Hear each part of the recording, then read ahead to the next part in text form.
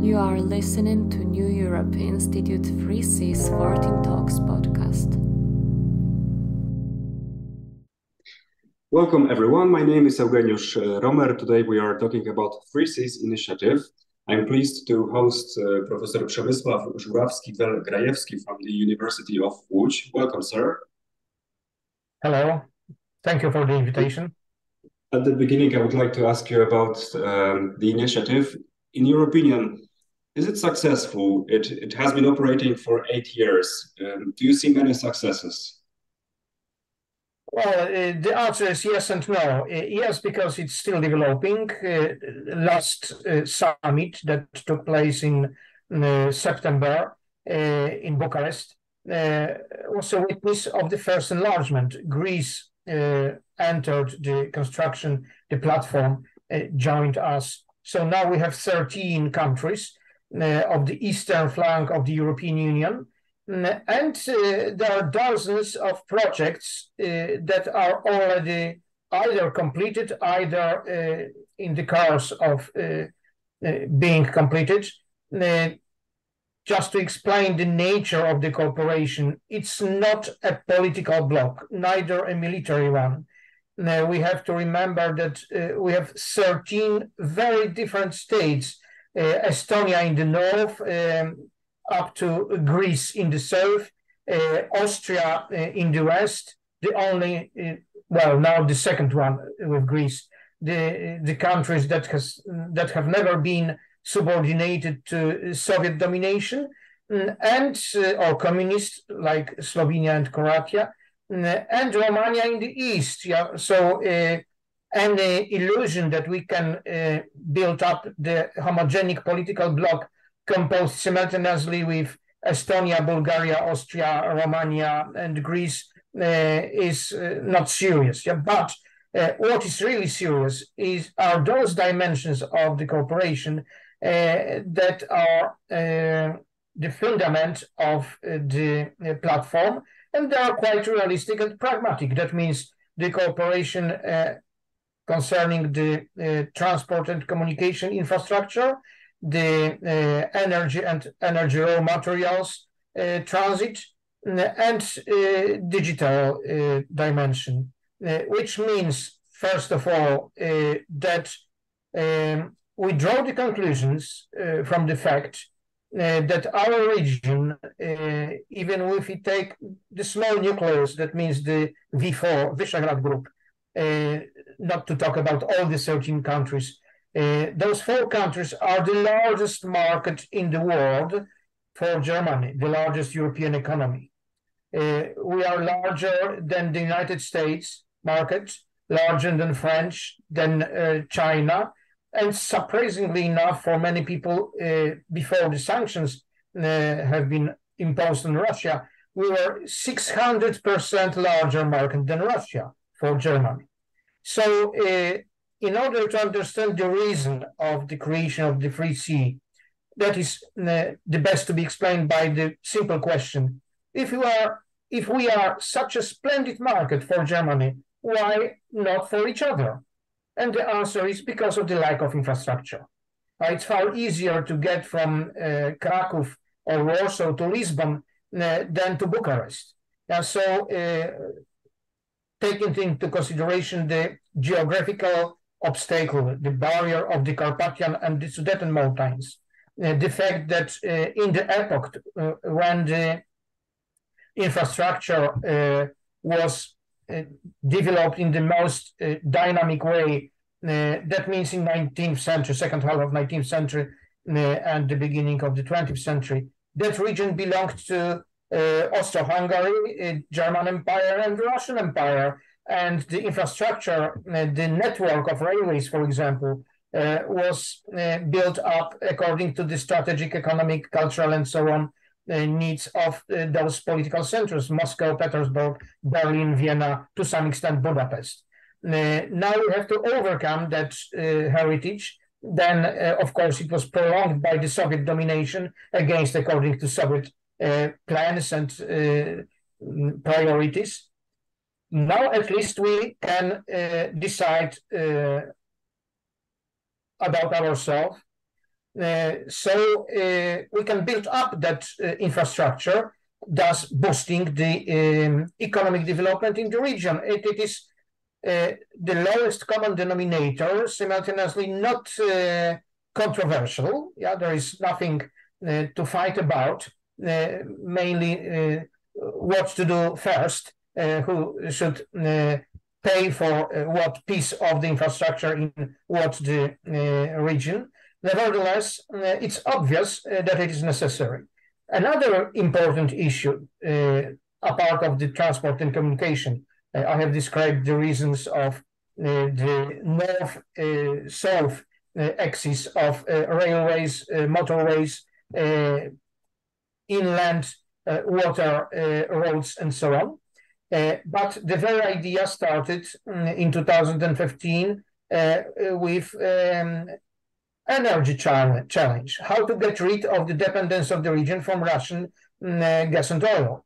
And the answer was, this is why the name was created, the Three Seas. That means the triangle of the LNG terminals in Świnoujście, in Polish port, not far from Szczecin, in the Baltic Sea, in the Croatian Creek, the island in the Adriatic Sea, and the Romanian Constanța, plus 3 terminals in the Baltic states. This opened the market for the American LNG, for the LNG from the Persian Gulf, from Trinidad and Tobago, and so on, thus helping us to get rid of the dependence on Russia, which almost immediately proved to be extremely dangerous for obvious reasons.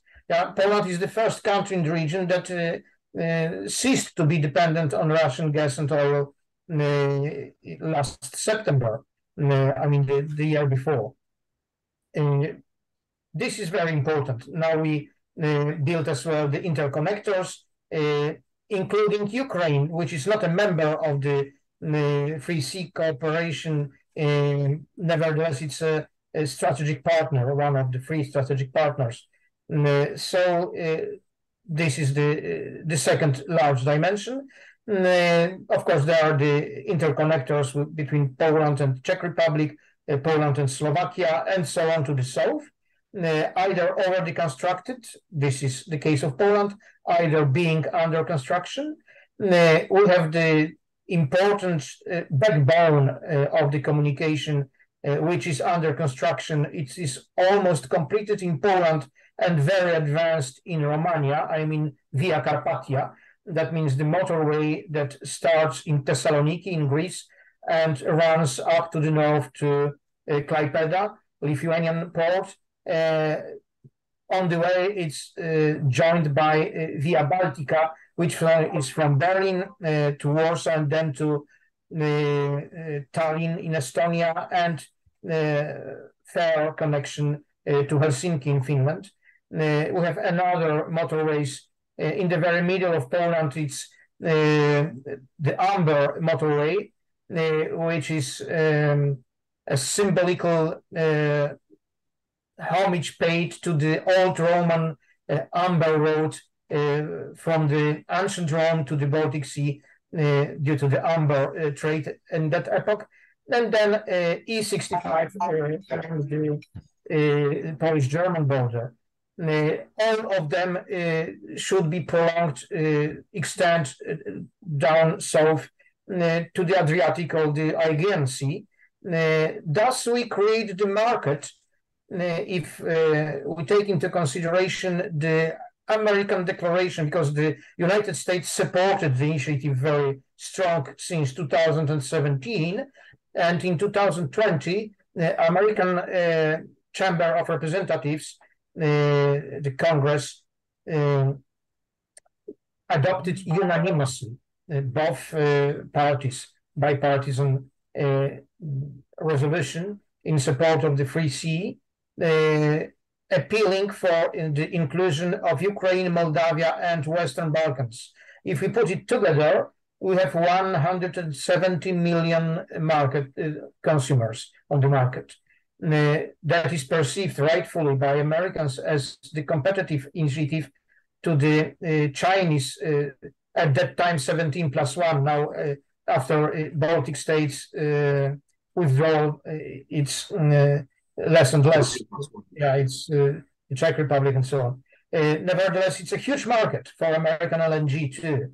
And of course, digital dimension. In order to have an efficient management of all those traffics, for example, yeah, both the energy material, the security system of the energy network, the traffic on the roads and railways, we need a good digital connections. There are many other dimensions. For example, the monitoring of the hydrographic situation in the Carpathians due to the threat of floods, yeah, in the upper Tisza River. As we can see, there is a lot of tasks, dozens of projects on different stage of being completed, huge potential, nevertheless, very few money. That's the main problem.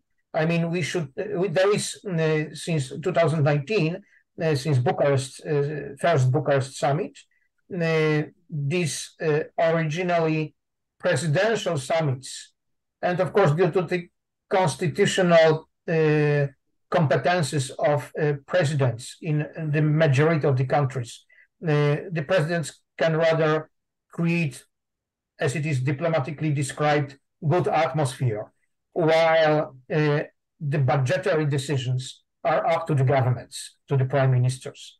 However, the initiative started in 2015, that much more tangible action started after 2017, 2019, and then the Free Sea Investment Fund was created by Polish and Romanian banks. Then other 9 countries joined. Nevertheless, in spite of the promised American support, governmental one, which is but not as we have expected. And this is why we have to stress that those free sea funds are much more startups than the repetition of the European funds. Yeah, it's not to cover the costs, it's rather to attract the commercial private investors. And we do that. I mean, there is a great interest in Far East, in Japan, in South Korea, American giants as well. Google, for example, invested a lot in the $1 billion in the region. So it's still a growing initiative. Nevertheless, well, that was Poland and Croatia that started the initiative. Then Croatia lost the interest after the elections, presidential elections. Romania boosted its interest. The Baltic states, that means those who paid attention to the American position when the United States supported the initiative, those who are afraid of Russia, who want logically to be linked to the United States policy, supported the initiative. Now, after Polish elections, I think that there is a big question mark over the entire initiative, because without Poland, it cannot be successful. While the future government, the new one, will probably abandon the activity in the region. So the odds are pessimistic for the day to come, for the days to come. Nevertheless, history never ends. Yeah, so we will see. But in your opinion, why Poland is so important in this project? Why Poland? What are the fundamentals of Polish, let's say, leadership in the 3SI? Well, just to give some hard data, Poland has 38 million of inhabitants, the largest market in the region. In 2004, when Poland and 9 other countries joined the European Union, the Union was enlarged with 38 millions of Poles and 36 millions of all the others.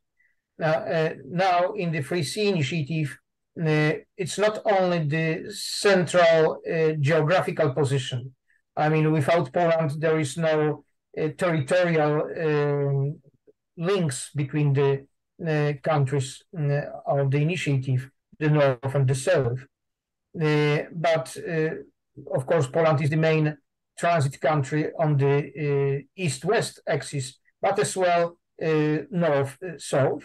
And Polish contribution to the common fund is the largest one. It's 750 millions in comparison to 50 from Romania, and usually 30 from other smaller states. So that's the scale. But do you think this can also be perceived as a problem for other countries? Because of our position, we are perceived as a threat because they are afraid maybe of our domination in this initiative. Yes and no. Yes, in that sense that if we try to play that game in such a direction, it could result in such a perception. But we are wise enough to promote our partners having good understanding of that threat. And this is why, however, Poland started the initiative. It is Romania that so far was the only country that was hosting 2 summits. There was summit in all the 3 Baltic states. So those who wanted to contribute to the initiative were able to do that in the political sense. There were their political successes, but the summits in Vilnius, the last one, and then earlier in Riga, in Tallinn, that's obvious. And well, it's not political bloc. So in that sense, there are no central institutions or central bodies where somebody could build up its hegemonic position. Yeah, so the very nature of cooperation, which is not the organization, the 3C is not organization, it's an initiative, it's a platform of cooperation. And if we make an agreement that it is wise to build the motorway across our countries, how it can be dominated? Yeah? I mean, of course, the longest parts of the Via Carpathia are in Poland and in Romania because we are big, yeah, but not because we are politically dominated the project. So you're basically saying that we this is an advantage that there is no secretariat, for example, of this initiative. So there is no official platform where governments meet regularly, for example, and discuss and vote some issues. But this is an unofficial platform of cooperation. Well, of course, this is the situation in which we avoid that risk we have just discussed. But it would be helpful to create some more stable institutions. Nevertheless, I always repeat the old Polish political experience. When we built the Central European construction in 14th century, we invited the great Duke of Lithuania to be our king, and we didn't impose our king to be the great Duke of Lithuania. And this is why it worked. So we know that we are big, and it cannot be changed. Yeah. So in that sense, that's enough to play our role. And I think that as far as those institutional owners, if I can say like that, are concerned, they should be given to the others in order to give them that feeling of being important and independent actors and not dominated by the others. But some countries, they are still reluctant to engage themselves more actively in the initiative. For example, Austria, I think it hasn't undertaken any project within the initiative. You mentioned also the energy sector. And we see Hungary, which is still buying gas from Russia, as well as Bulgaria, as far as I know. So what can be done in order to align more the division of the region within those 13 countries of the initiative?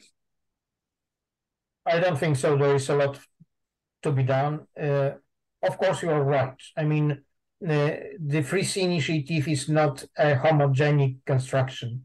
We have the leaders, the champions, like Poland, Romania, and the three Baltic states. Now we can observe a positive evolution of the Czech Republic. That is the fresh experience of being cut off from Russian gas from German system. The war resulted in such a situation, and the Czechs realized that being inland locked country, they need foreign ports, so free seas infrastructure in order to be able to import gas not from Russia but from other directions. The Slovaks draw completely different conclusions. Quite surprising that if they are land in locked country, they have nothing to do with free seas. It's very simplistic, but that's the difference between the two countries that are usually perceived as very similar. They are not. Austria is the best example of somebody of the country that pretends to be in the initiative and is not engaged. Croatia was very engaged, now is not. Hungary, as you have said, due to their very good geographical position, they are in the very middle of the region, are important, but are not engaged that much. Bulgaria from time to time. Greece, we will see, it's a fresh member. However, it's optimistic. And again, the countries are afraid of political confrontation with great powers. That means if Germany perceived the Free Sea as the Germans say, Gegenmachtpolitik, that means the policy against great powers. For the first time, newcomers to the European Union invented something by themselves. They didn't follow the instructions from the center, and that was perceived as a kind of rebellion.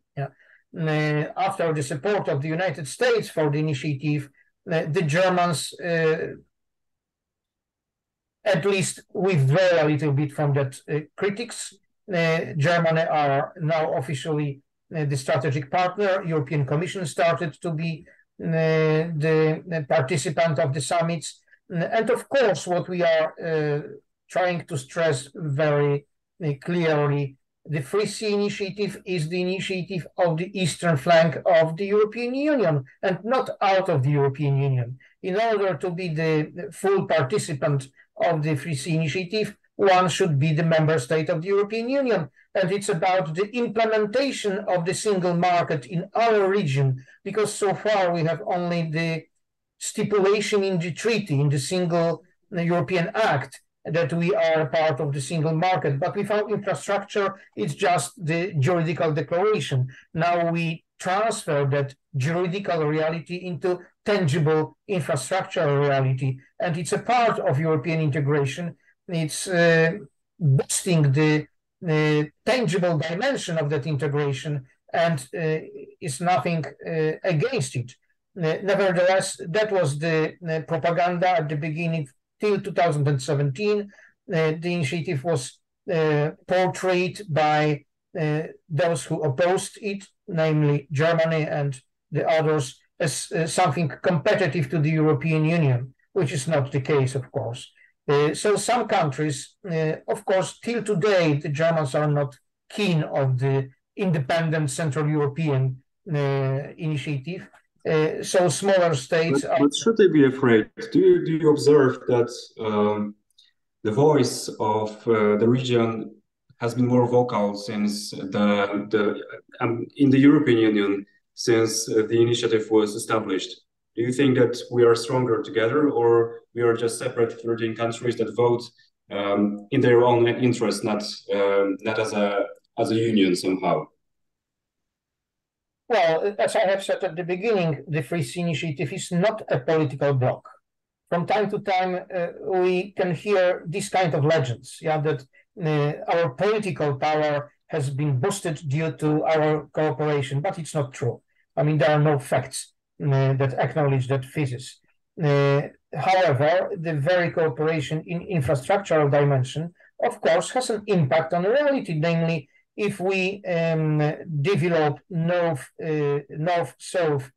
roads in our region, that will be competitive to German ports. Yeah, if we develop the Oder River as the inland water road, it will be competitive to German ports. Yeah, if today, of course, the situation is different in that sense that the system of supplies of Russian gas for Europe that was being built by Germany since the beginning of the century, Nord Stream 1, Nord Stream 2, collapsed. Yeah, but when the Free Sea Initiative started, there was no war. Yeah, and the choice was quite simple. Either Central Europe will be saturated with non-Russian gas imported from all over the world due to the Free Sea infrastructural system. Either it will be saturated by Russian gas imported via Germany with German benefits with that. So, of course, it was competitive. Reality showed that we were right and they were wrong. Nevertheless, this sense of competition remain, and whether it is about energy or transport and communication, yes, this is the competition mainly with Germany. Okay, we will be stopping here. Thank you very much, Professor, for sharing with us your broad knowledge about Free Seas Initiative. Thank you very much. It was my pleasure. And many thanks to our viewers. Goodbye. Bye.